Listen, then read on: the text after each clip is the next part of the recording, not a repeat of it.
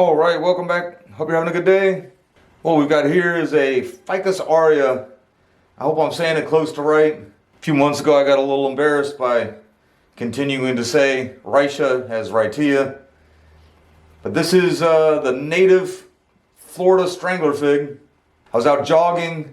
It was July 9th, so it was just a little over 2 months ago. And somebody was throwing it out. It was trash day. It was sitting there on the side of the road. I picked it up. Basically, I'm showing you those pictures now. Basically chopped it down to nothing, even the trunk, and just kind of put it in this thing with some used substrate, see what I can do with it. And sure enough, it's recovering fine. It started getting some really tall shoots, and I kind of hedged it back a little bit. Maybe a bit of a mistake, because what I should do is what I'm going to do now, or what I should have done is what I'm going to do now. And that is, there's like one pretty good sized stump here, but then up here it comes out to about 4 or 5 little stumps. This one's kind of like a medium sized one, and it's all by itself. And then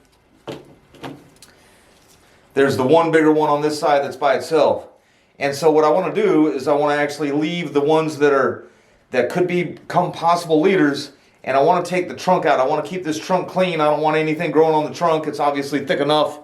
And I don't think I can, at this point, with this kind of a tree here, I actually don't think I can really hurt it. This is the Strangler Fig. This is the one where you see the pictures where they got a seed in the top of a palm tree and just enveloped the palm tree, and the palm tree died and left the fig on top. I'm pretty sure if there's ever a nuclear holocaust, these guys will be left over. That's what I'm going to do. I'm going to get in here and I'm going to cut all of these that are sprouting out of the side of the trunk.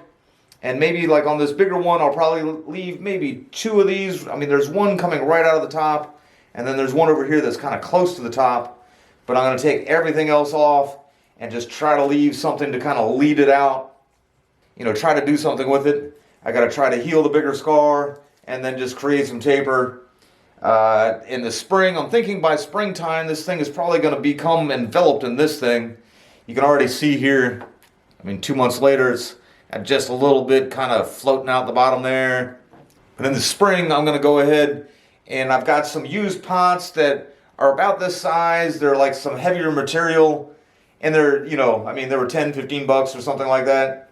Or what I'd like to actually find eventually is maybe some kind of a statue with a flatter top that I can kind of set it on top of without a whole lot of substrate, but somewhat flat to where it'll hold some, and then just see if I can get some roots bleeding down the side.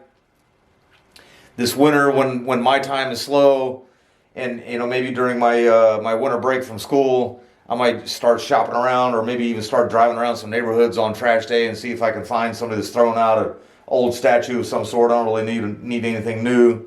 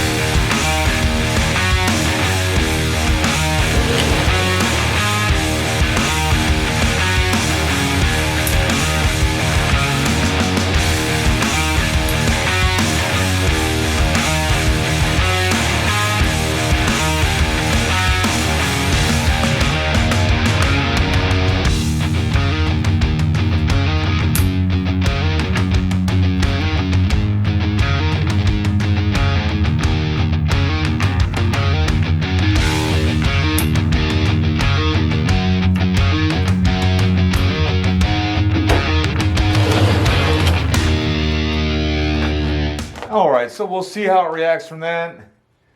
Left 2 on this one, 1 here. There's a couple on this one.